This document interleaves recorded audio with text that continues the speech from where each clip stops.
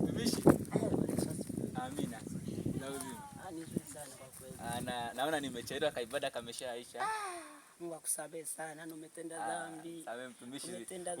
Unajua harakati huku familia yangu hapo nyumbani pale kutokea hapo kaza mtu wangu akampata kaajali. Kwa ni kama nimekusita. Bora usingekuja, tumeshamaliza ibada ndipo nakuja rafiki yangu kini kuambia kwamba ikumbuke ibada. Lakini ibada ndio kila kitu. Hata kule kuzimu pia wanawahi ibada. Kuna siri kubwa katika ibada, kwa ibada. Malaika wa siku ambaye anakuwa zamu, unawahi ibada. Malaika wa siku wa zamu anakuwa anachukua taarifa kwa Mungu. Kwa hiyo akikuangalia, akifika kanisani akaangalia, akakuta haumwa, nenda mwambia Mungu kwamba wewe furaha Daudi amechelewa, leo hajasali. Kwa hiyo mpendo katika Bwana, kumbuka kwa ibada.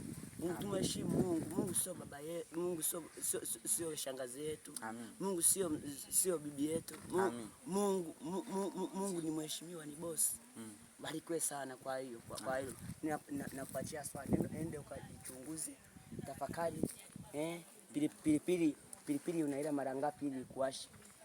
Nakuachia hilo swali. Kwa hiyo tafakari, jichunguze. Kwa hapo mtumishi tunaongozana tukienda nyumbani. Hana shida. Twende wote, lakini kumbuka kumbuka asitokee tena ile swala hilo. Amina.